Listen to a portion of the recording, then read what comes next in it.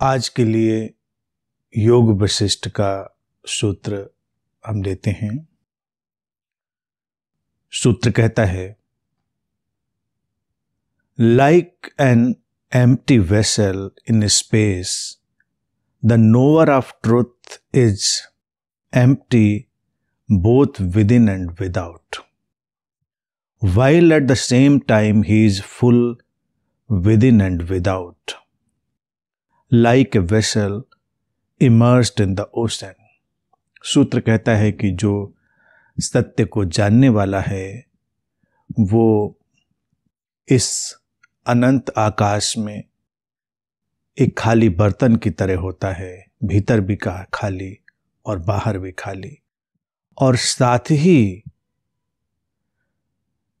ही वो इस तरह भी होता है जैसे चेतना के सागर में डूबा हुआ हो। वही खाली बर्तन, भीतर भी भरा और बाहर भी भरा।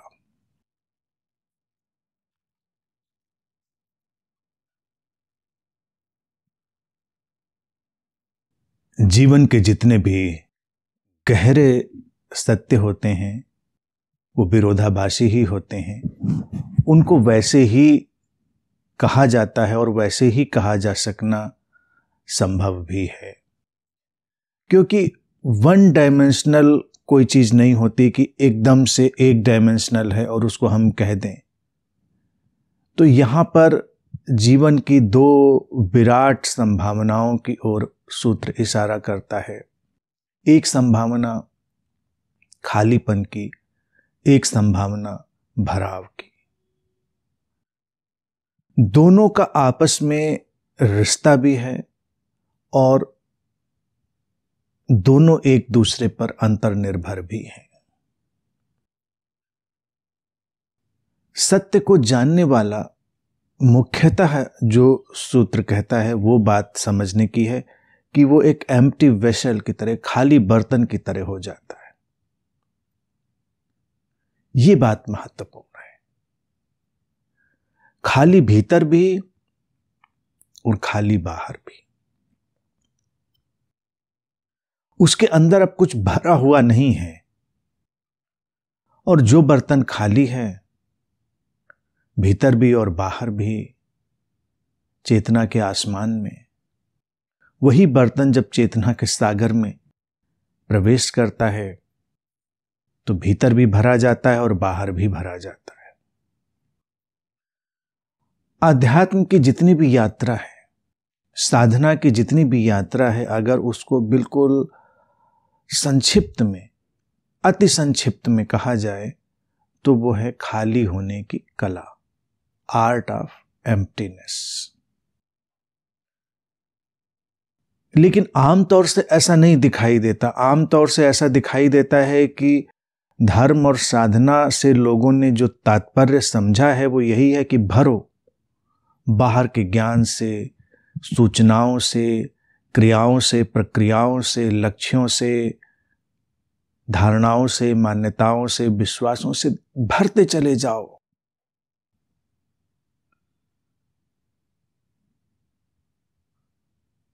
ये भरते चले जाने की जो यात्रा है ये साधना नहीं है। साधना है खाली बर्तन की तरह हो जाने की कला। सत्य को जानने वाला कौन होता है? नोअर ऑफ द ट्रूथ कौन है? जो अपने स्रोत से संयुक्त है। संयुक्त तो हर कोई है। लोगों को विस्मरण है, उसे स्मरण आ गया, उससे याद आ गई, उससे स्मरण आ गया कि हां, कोई भेद नहीं, कोई अलगाव नहीं, हम तो स्रोत से संयुक्त हैं। ये स्मरण उसको अलग बनाता है। और जो भी ज्ञान है, जो भी जीवन में श्रेष्ठतम है, जो भी सर्वोत्तम है, वो उस स्रोत से ही निकलकर बाहर फैलता है।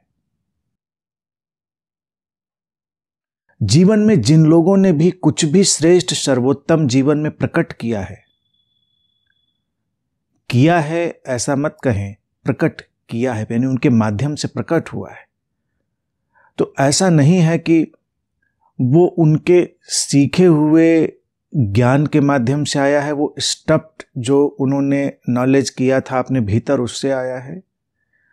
वो तभी आया है जब वो अपने भीतर उस सीखे हुए ज्ञान से थोड़ा रिक्त हुए थे, खाली हुए थे, एम्प्टी हुए थे। अचानक उस शून्य से कुछ उभरता है जो जीवन को नई दिशा दे जाता है। चाहे वो साहित्य का सृजन हो, विज्ञान के आविष्कार हो, जीवन को दिशा देने की गहरी बातें हो, कोई भी हो, वो उस खालीपन से, उस शून्यता से ही उभरता है।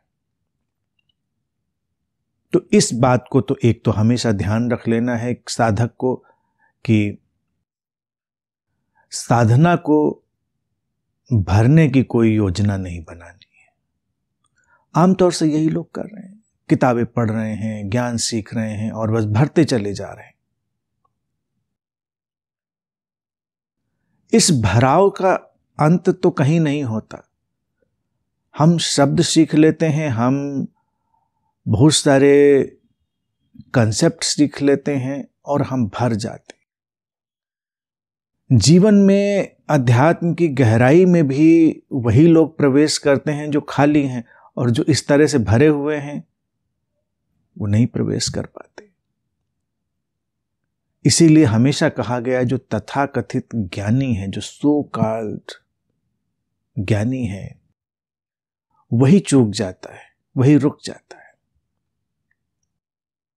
बारिश हो रही हो तो इसमें कौन सा बर्तन उस बारिश से भरेगा?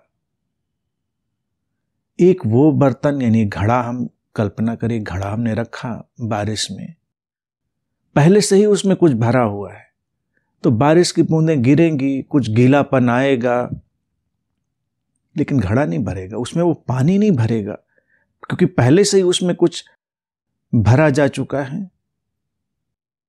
वो घड़ा भी नहीं भरेगा जो खाली है और उल्टा रखा है। यानी खाली तो है लेकिन उल्टा रखा है, शीर्षासन कर रहा है, तो बारिश हो जाएगी, वो भी घड़ा खाली रह जाएगा। बारिश होगी उसमें वही घड़ा भरेगा जो खाली भी है और सीधा भी है। यानी कि उस वर्षा की, उस टोटलिटी की, उस समग्रता की समस्वरता में, हार्मनी में है। खालीपन समग्रता के जो भी ढंग हैं उनके पूरे तारतम्य में है, उनकी लय में है, हार्मनी में है। तो जो घड़ा सीधा रखा है, खाली रखा है, वो भर जाएगा। तो ये एक बड़ी ही छोटी सी और अनिवार्य सी बात है, बड़ी अनिवार्य सी बात है। तो सूत्र ने इसमें बड़ी स्पष्टता से दोनों बातें कह दी कि जब खालीपन में कोई साधक प्रवेश कर गया तो ये न समझे कि हम खाली हो गए तो क्या होगा। अगर किसी आध्यात्मिक साधक को जो साधना में बड़ी रुचि रखता है, उसको अगर कह दो कि प्रयोग के लिए ही उसको कह दो कि तुम आने वाले साल, 2 साल के लिए या 1 साल के लिए ही किताबें पढ़ना बंद कर दो, ज्ञान इकट्ठा करना बंद कर दो, ये जो नोट्स बना बना के उनका रिवीजन करते हो उनको बंद कर दो, शांत रहो, मौन रहो, अपने भीतर अपनी जो भीतर की स्थिरता है उसमें बस बने रहो। सौभाग्य से किसी बुद्ध के, किसी गुरु के सानिध्य में हो तो बस वहां रहो, सीखो कुछ नहीं, ज्ञान की चादरें मत तोड़ो। हल्का साधक 1 आध महीने में ही पगलाने लगेगा, जो गहरा होगा ठहरा रहेगा। वो साल बीतने पर भर दिया जाएगा, यानी भर जाएगा, उसको पता चलेगा कुछ हुआ ऐसा जिसने भर दिया हमको। अचानक कोई चीज अवतरित हुई, भीतर भी बाहर भी सब भर गया, प्रकाशित हो गया। इसलिए ही हमेशा देखा गया है कि जो ज्ञान इस शून्यता से नहीं आता, इस खालीपन से नहीं आता, अर्थात उस स्रोत से नहीं आता जो बस उस घड़े में भरा गया है बाहर से, कभी भी बह जाता है, कभी भी वो छिटक कर बह जाता है। और अक्सर मजेदार बात है, ऐसा ज्ञान दूसरों को प्रवचन देने के काम ही आता है। ज्ञान वही है जो स्वयं के काम आए, प्रवचन देने के काम, उस ज्ञान का क्या करना। इसीलिए अगर हम श्री कृष्ण के जीवन में देखें, उनके जीवन को हम लीला कहते ही इसलिए हैं कि आवश्यकता है तो ज्ञान का उपयोग कर लेते हैं, आवश्यकता नहीं है तो ज्ञान का उपयोग नहीं करते, यानी कि प्रवचन देते नहीं घूमते। अभियान नहीं चला रखा है प्रवचन दे दे के हम जगाएंगे लोगों को। हाँ, एक गीता वो बोल गए भूले भटके, उसके बाद गीता पर लोग पांडाल लगा लगा कर प्रवचन दें, वो एक अलग बात है, आज तक चल रहा है। अब देखो, ऐसे शून्यता में जीने वाले लोग कितना बखेड़ा खड़ा कर देते हैं लोगों के लिए। वो तो बोल गए अपनी सहजता में, जैसे सहजता में आसमान में इंद्रधनुष उगाता है, उगा, खो गया।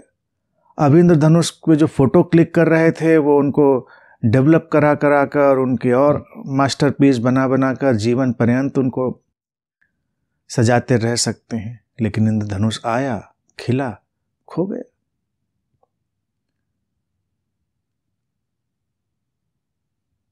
ऐसे ही कृष्ण के माध्यम से गीता आई, परिस्थिति थी, आई गई।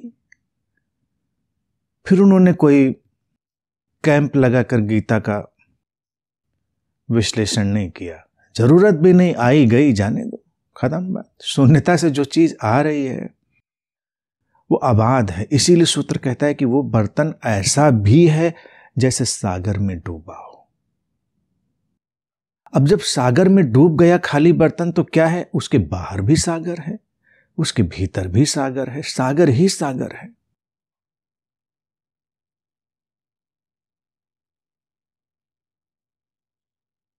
तो खाली होना सीखना है,